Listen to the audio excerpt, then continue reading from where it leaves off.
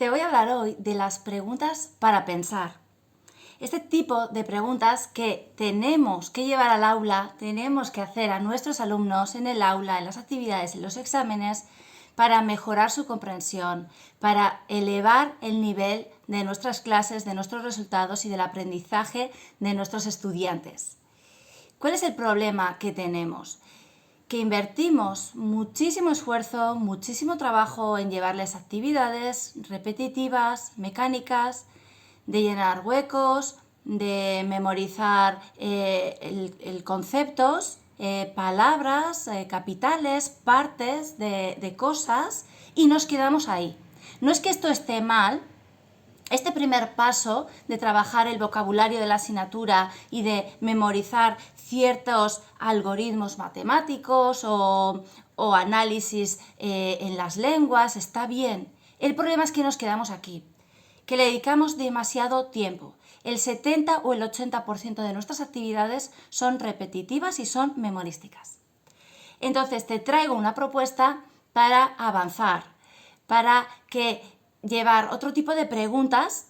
La propuesta es llevar otras preguntas para que mejore la calidad de la comprensión, para profundizar en los contenidos y para que tengan una aplicación, para que podamos coger un poquito de distancia de esa teoría que muchas veces son capaces de reproducirla, pero les ocurre que lógicamente se les olvida enseguida en cuanto dejan de repetirla y no se ha comprendido, simplemente se ha repetido, ¿no?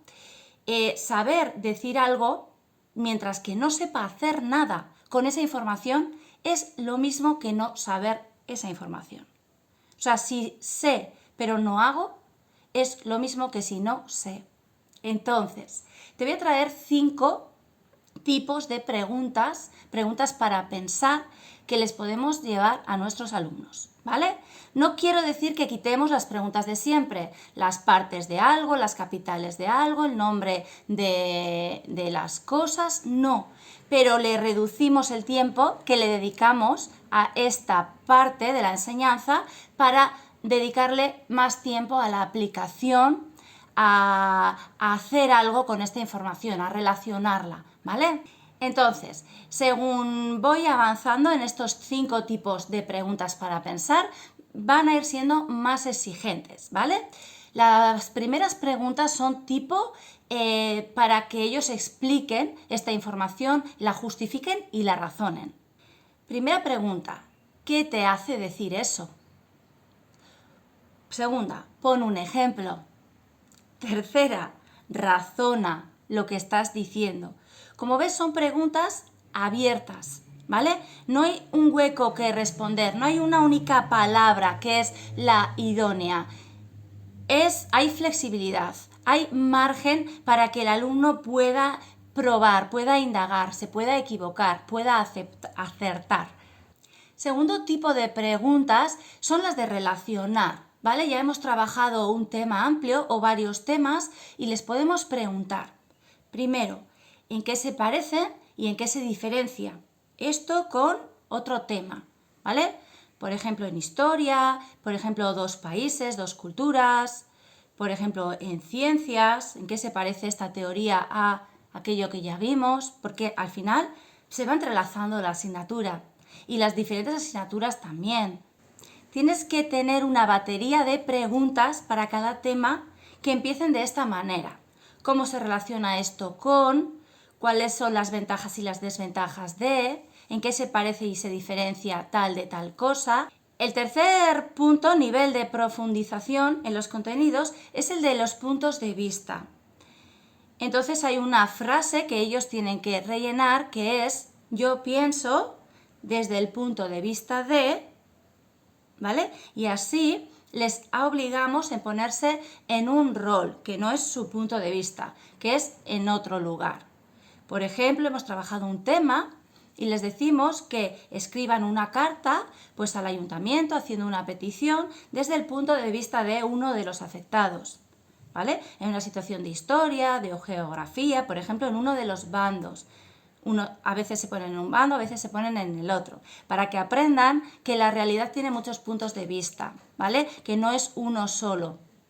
Cuarto tipo de pregunta es para llegar a una conclusión, ¿vale? Una actividad sería ponerle el titular a un texto o a una noticia o a un párrafo de una historia o a una parte de la asignatura que estamos trabajando. Ponle tú el titular, porque así le estamos obligando a sacar la esencia, a sacar lo más importante. Y la clásica pregunta de saca la idea principal, ¿vale? Después de trabajar una parte, ¿qué es lo más importante del tema? ¿No? Hazme un pequeño resumen de lo importante o después de un texto. Y esto es interesante compartirlo para que veamos que no todo el mundo resume un texto de la misma manera. No le damos la importancia todos a las mismas cosas, ni les ponemos los mismos titulares. Y esto está bien, porque cada persona pues tiene sus valores, tiene sus referentes, su conocimiento. Y por último, preguntas abiertas para que hagan reflexión sobre lo trabajado, sobre lo aprendido. Esto lo hacemos al final del tema, ¿vale? Para hacer metacognición.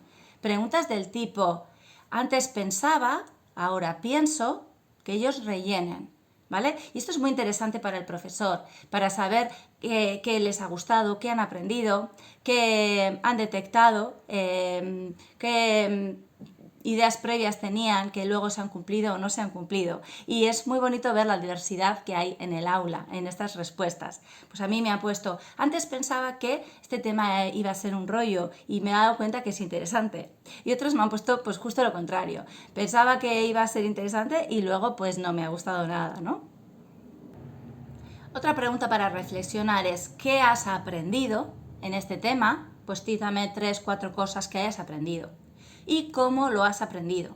¿Cuál es tu método de estudio? Esto es muy importante, porque hay alumnos que les va bien, pero hay alumnos que tienen que cambiar el método porque no les está funcionando. Entonces, primero vamos a hacerles conscientes de cómo lo estudian.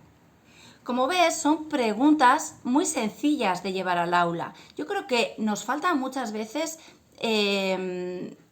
práctica o nos falta cultura, ¿no? De hacer este tipo de actividades. No es tanto que nos quiten mucho tiempo o que sean muy complicadas, sino pues que no están normalmente en los libros de texto. Seguimos pues repitiendo, estamos en una mecánica, ¿no? En una rueda de hámster de la que de vez en cuando hay que salir, ¿vale? No para siempre, está muy bien la transmisión de conocimientos, pero necesitamos ampliar miras, necesitamos los profesores estar más formados para poder ir mejorando la calidad de la enseñanza. Si te gustan estas preguntas, déjame un comentario, dime cuál te gusta más, cuál utilizas, y si quieres saber más sobre cómo enseñar a pensar, apúntate. Escríbeme que estás interesado en participar en la clase que voy a hacer online sobre todas estas estrategias para enseñar a nuestros alumnos a pensar. Lo voy a sacar en los próximos días y nos vemos en el próximo vídeo. Suscríbete al canal si te interesa toda la temática de transformación del sistema educativo y nos vemos pronto. Un saludo.